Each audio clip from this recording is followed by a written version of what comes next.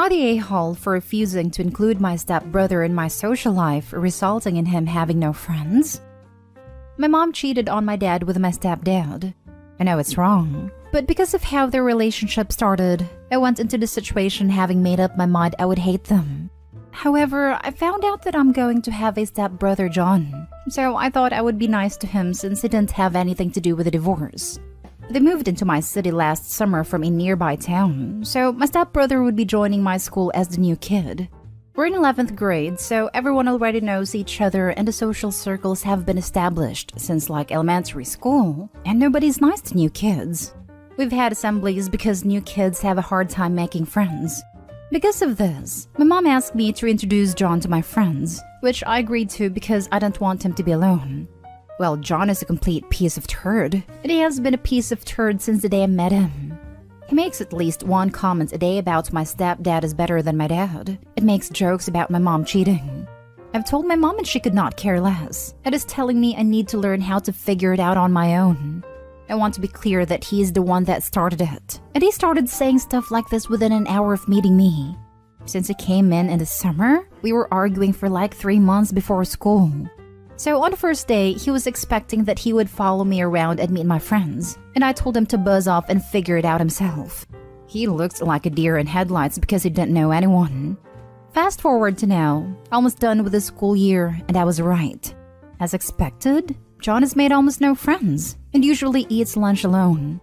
We have one class in common, and I don't acknowledge him, but he sits in the back and keeps to himself.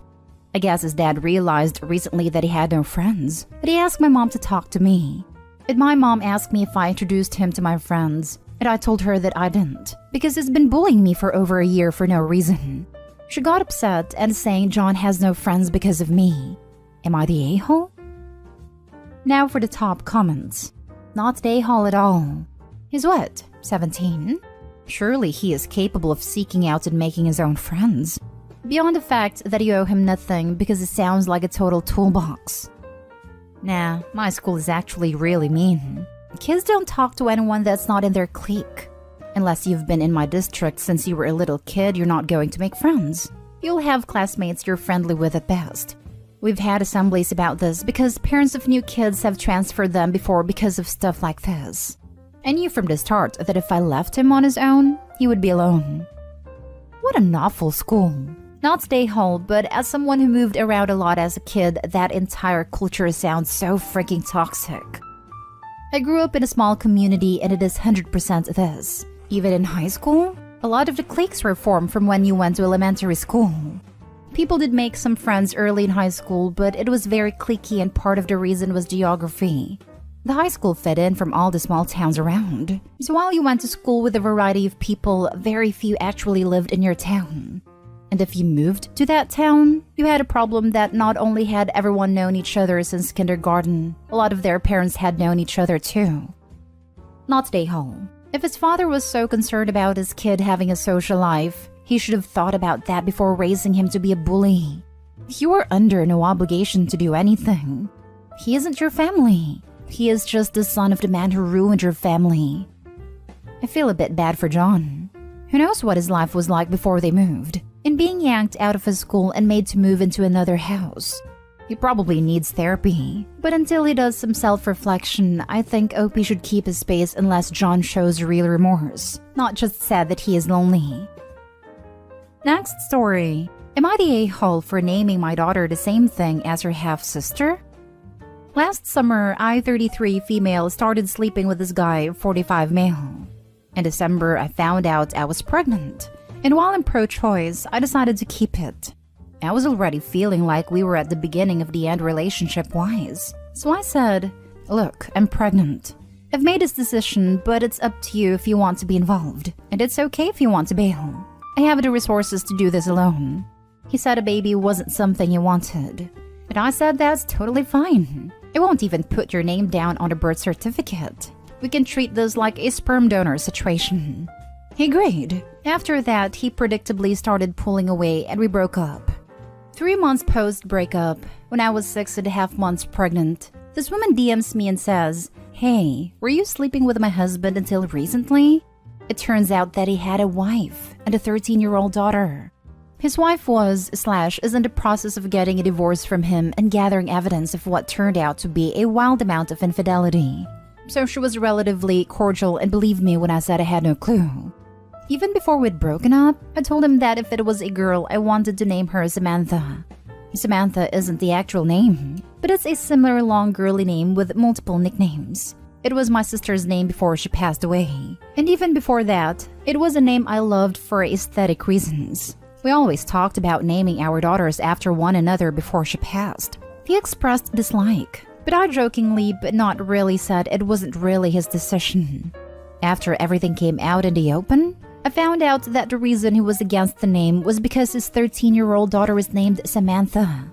Now that everything is out in the open, he said, "So what are you going to name her?" And I said, "What do you mean? I already told you, Samantha." And he said, "You can't do that. That's my other daughter's name." I said that he lost naming privileges a long time ago. And if anyone asked, I was happy to make it clear that I'd been the one to pick the name. I also reminded him that I still wasn't obligating him to be involved in this in any way. And given how he'd lied, I frankly didn't want him to be. But if and when he chose to be involved, I was going to hold him to it and expect child support/visitation/etc. Which from his point of view is not ideal because he doesn't want the responsibility of care. And especially doesn't want the responsibility of child support and asset splitting. Rather, he wants to have his cake and eat it too. I take on all the responsibility. There's no paternity test, a blank father's name on the birth certificate, but he still gets to have opinions, which frankly suits me as well because I don't want to be legally tied to him. But when I told my friend, she said that while he didn't deserve any courtesy, it was an unkind thing to do as 13-year-old. How do you think your daughter is going to feel when she finds she has an older half-sister with the same name? And she will find out. There are currently around 50 comments, and as far as I can tell, this is the only one that mentions how the OP's future daughter might feel in the future. Surely that should be one of the first considerations. It seems like that could be covered by, "It was my late sister's name, who meant a lot to me, and I chose it before I knew about your sperm donor's other family."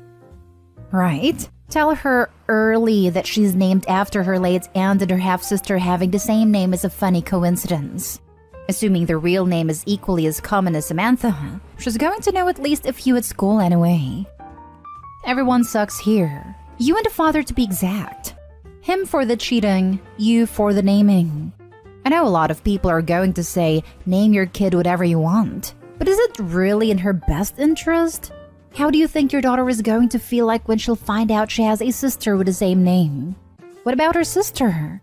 How do you think she's going to feel about having a little sister named like her? Especially as she probably won't get to spend that much time with her with the father they have. For me, it's horrible for both girls. If you name your child Samantha, then your child is never going to have a relationship with her older half-sibling. No one is going to be able to recover enough from finding out that your sister, who your dad had during an affair that caused him and your mom to be divorced, has the same name as you. This is how it will all look from the older Samantha's point of view, and she will not like younger Samantha ever because of it, if she has to share her name with her. So if you intend there to be a sibling relationship, you might want to consider making Samantha a middle name and looking at the meaning of Samantha and finding another name with the same meaning to become the first name. So there's no a-hole here. It's just about what you intend for your child now you know they have a sibling. Next story is titled, "Am I the a-hole for skipping my mother's 5th wedding to go to a job interview at AITA?" For the past few months, I, 26 female, have been unemployed and desperate for a job, and I finally got an opportunity for a job at AITA, a popular British supermarket. But the date overlapped with my 52-year-old mother's 5th wedding. Over the span of my life, my mother has been in over 50 relationships, only 5 lasting more than 2 months. As a child, this really distressed me as I had many random men coming into my house frequently, and my mom was pretty much neglecting me throughout this. My dad left when I was 4 after my mother cheated on him with 6 guys. I found this out a lot later, and I didn't have contact with him until I was 18. After all of my mother's relationships and 4 divorces, she finally insists she has found a right man and invited me to their wedding 2 weeks before my interview. And I realized they were the same date. I figured that going to the interview would benefit me more than the wedding and decided to go to the interview instead. I assumed my mother wouldn't mind as I had attended every wedding before that, but I was wrong. She was very angry at me, and my whole family have been calling to tell me how much of an a-hole I am for missing my mother's big day. I did get the job though, and now I am financially stable enough to afford rent for my one-bedroom flat, and I do not regret a thing. Am I the a-hole? Not the a-hole. You'll catch the next one. Seriously, there's never been a more appropriate time to play that card. You got the job. Congrats. Tell mommy you'll catch her on wedding number 6. Thank you. I'm doing really well now, other than my family being mad. Not stay home. I have a rule. I attend only one of each of the major life event parties per person. You'll only see me at one of your weddings, one baby shower, one divorce party, one funeral. All others get an RSVP regrets response. Okay, maybe I'd go to a second funeral because you don't see those every day. You'll be at the second funeral like, y'all sure this time? While poking the body. I love all the snarky comments telling her you'll come to her 6th, but if you need an actually productive thing to tell her, apologize for the unavoidable conflict, just to keep the peace, and tell her you'd love to take her out to dinner / make them dinner to celebrate their 1st anniversary next year, either on the date or near it, if they want that date for something special just for them. But set a price limit if you go out. That could get rough. Not stay home for sure. Last story. Am I the a-hole for not letting my child's mother stay with me?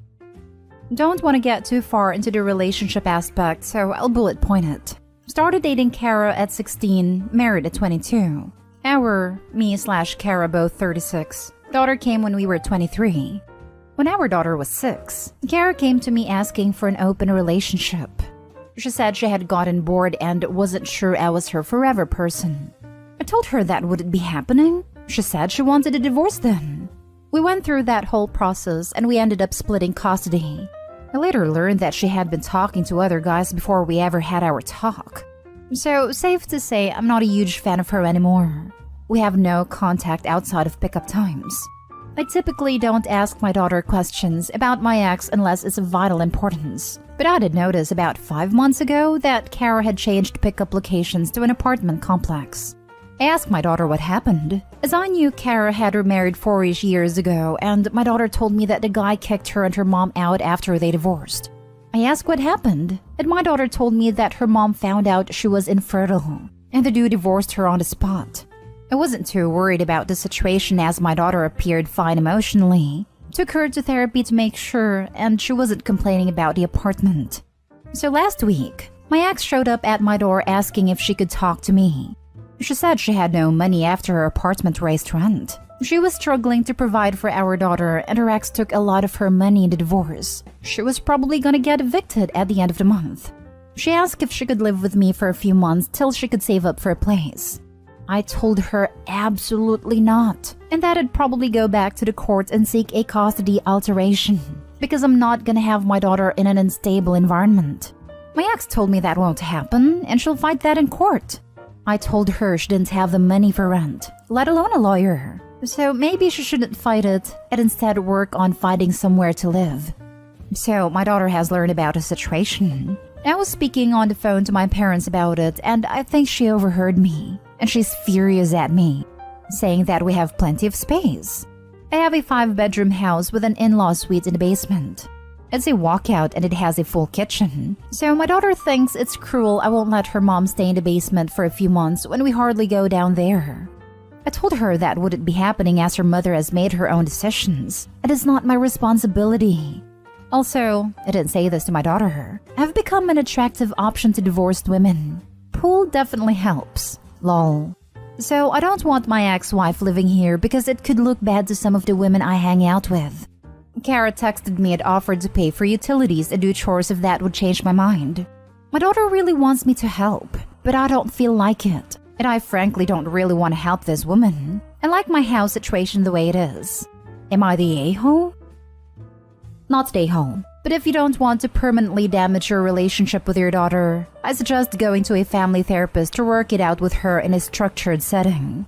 She's 13. if I did the math correctly, and this is an impactful time in her life. If not handled properly, she could resent you for the rest of your life. Therapy isn't a magic wand you can wave to make the daughter feel okay about this. She's perfectly entitled to feel unhappy that her dad won't help her mom. That doesn't mean that Opie should move his ex in if he doesn't want to. Just that he can't wish away his daughter's feelings about that choice. This, 1,000 times this. Therapy has potential, but there are so many obstacles involved in getting proper therapy. Get therapy is usually what people say when they just don't want to deal with you anymore. Not that there aren't some genuinely concerned people out there, but they don't often know the obstacles involved. Not the a-hole for not letting your ex live with you. People saying you're the a-hole for this can't conceive of the problems with this. Don't let her move in. However, you're the a-hole for putting your daughter in the middle of this. Don't quiz her about your ex. She's now playing you because you established this possibility by pumping her for info. Agree, if he lets her move in, she'll never leave. The daughter will yell at him for kicking her mom out. Better to get full custody until the mom is able to get her own place and steady income. Not stay whole, but think of helping ex out, for your daughter's sake. Not by letting her move in, but maybe a loan or a gift of money to help her get back on her feet.